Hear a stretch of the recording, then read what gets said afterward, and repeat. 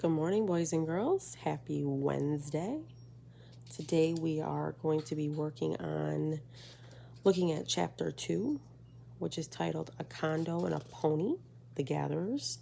And while you're listening to me read this chapter, and if you're going back and reading the chapter, I want you to be focusing on looking at the illustrations in the text.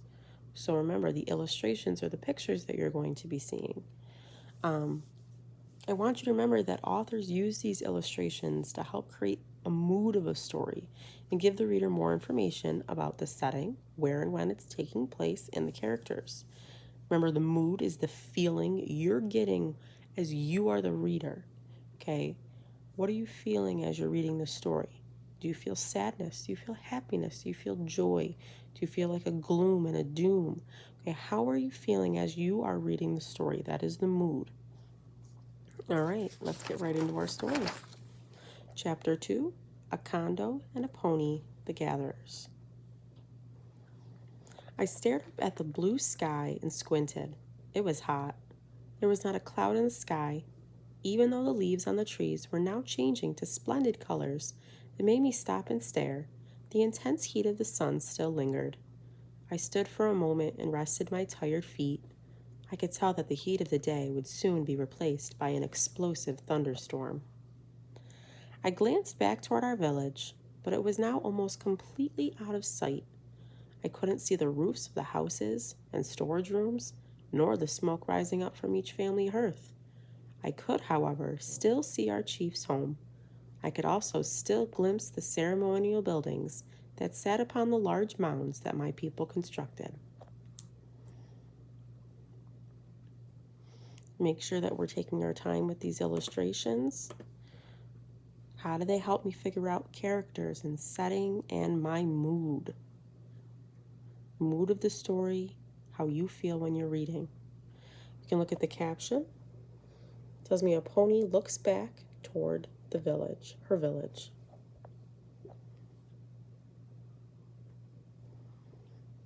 My brother Akando and I have been sent out with our baskets to gather wild fruits, berries, and nuts. In fact, this was the time of the year when most of the children in our village were put to work. This was the time of year when the children gathered nuts, fruits, and berries that could be preserved or dried. We also gathered wild onions and milkweed. This food would be needed when the earth was frozen. It was important that we gathered what nature provided for us before the rain came and washed it all away, or the frost came and killed it. Okay, pay close attention to this photo. This illustration, I should say. Food that children gathered. Now remember, I caught myself when I said photo because this is an illustration due to the fact that this is something that somebody has drawn. A photo would have been something like somebody took with their own camera. Okay, this is something that somebody drew, so this is considered an illustration.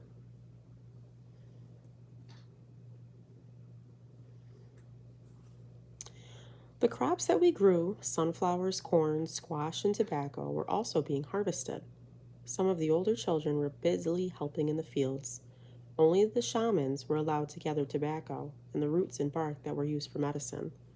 My brother told me that the shamans offered tobacco to the 4 directions of the earth before the roots of the medicine plant were taken. I looked ahead in search of Akando. My brother was so far ahead of me that I was losing sight of him. Akando, slow down, I called to my brother. Can we rest for a while? Akando looked back at me. He is my twin brother, and even though we are the same size, he is stronger than I am. Akando had a large birch bark basket strapped around his waist. It was almost full to the brim with hickory nuts and hazelnuts. I had a basket strapped to my waist, too. Mine was smaller than his, and it was only half full with butternuts and acorns. Just for a short while, Aponi, he yelled back. We haven't even begun to collect the berries.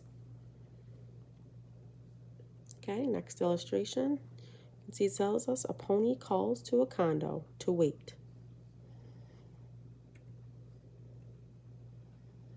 Akando walked back and sat down beside me on the ground. Want to play a game, he asked.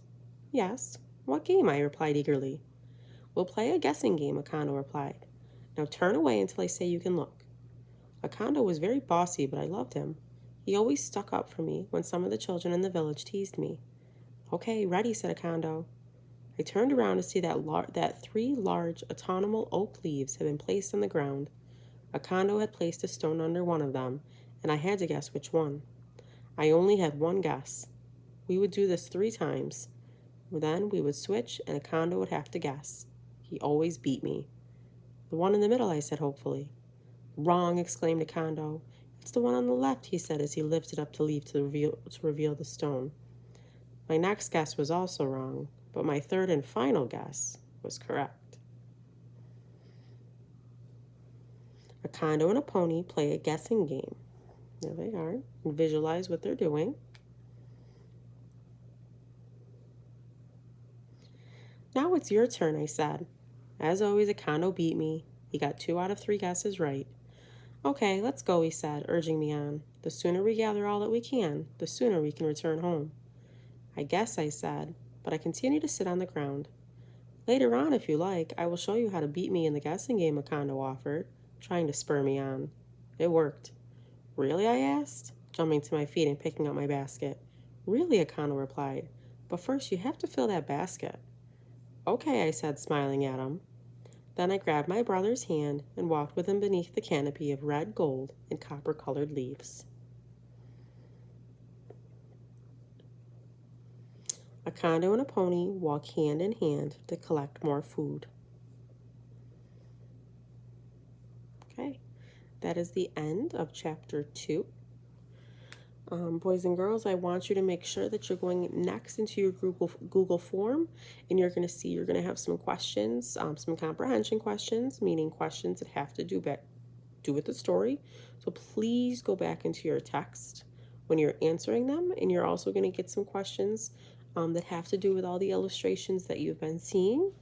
And I want you to make sure that when you go back, look at the pictures. Don't just go by memory. Go back and look at the illustrations. Make sure that what you're being asked makes sense with what your answer is being portrayed as. You want to make sure that if I'm going to be asking you about the picture, the illustration of them playing the game, then you don't want to give me an answer according to the picture or the illustration of a pony over here waiting, or the illustration of them just collecting their things. Okay, make sure that you're giving the correct response to the correct thing that you're being asked of. All right, boys and girls, have a great day.